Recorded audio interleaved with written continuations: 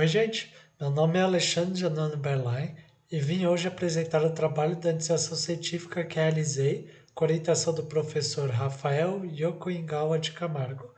sobre o tema classificação de sinais de interface cérebro-máquina utilizando redes neurais recorrentes. Para introduzir o tema, vamos falar de interface de cérebro-máquina, o qual é um conceito que pode ser explicado simplificadamente como respostas como sim ou comandos para se mover um cursor para cima, baixo, direita, esquerda, que podem ser capturados, por exemplo, por um EEG. Usamos em nosso trabalho redes neurais recorrentes, em específico a Long Short Term Memory, ou LSTM, que é uma rede composta por células que estão representadas na figura e que contém portões que determinam quais informações devem ser mantidas e quais devem ser esquecidas quando apresentamos uma sequência de entradas. Esses portões são o portão de esquecimento, que determina partes do estado interno que devem ser esquecidos, portão de entrada, que define como os dados de entrada serão utilizados na célula, e o portão de saída, que seleciona como os dados de entrada serão combinados com o estado da célula para gerar a saída. Agora, falando mais especificamente sobre classificadores, eles seriam um tipo de modo de se montar modelos de redes neurais artificiais com o objetivo de separar a entrada em classes. Por exemplo, separar qual sinal de EG representa um movimento da mão para se pegar algo e qual sinal de EG representa um movimento para se levantar um objeto. Nós também usamos autoencoders, que são redes neurais que permitem a codificação de entradas em representações compactas que podem então ser reconstruídas de volta ao estímulo inicial. E isso nos permite que a rede aprenda as informações relevantes que compõem os dados e descarte as partes irrelevantes, por exemplo, como um ruído. O primeiro conjunto de dados que utilizamos veio do Kaggle e são medições de EG de 12 pacientes e os eventos, como levantar ou pegar um objeto, que eles realizaram correspondentemente às medidas.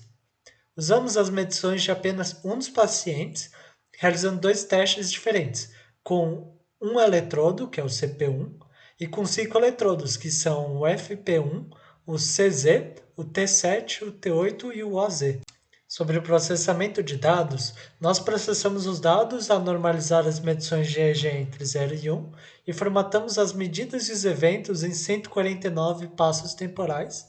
com a separação se dando em 20% para teste, 20% para validação e 60% para o treino. Essa arquitetura simples utilizada, com uma camada de 32 células de LSTM e uma camada densa de 6 células com a função softmax.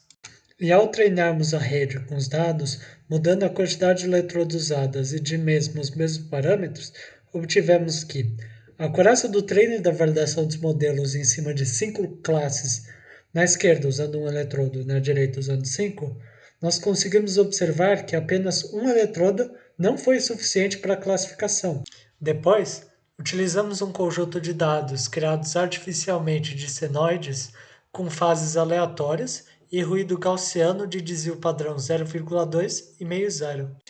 Aqui temos o modelo de autoencoder que utilizamos com uma camada de LSTM, uma de repetição de vetores, outra de LSTM e uma de Time Distributed Tensor, para então treinarmos o modelo para recriar os senoides com redução de ruído e também testarmos a variação de parâmetros, por exemplo, de número de células na LSTM, com um gráfico mais superior tendo menos células,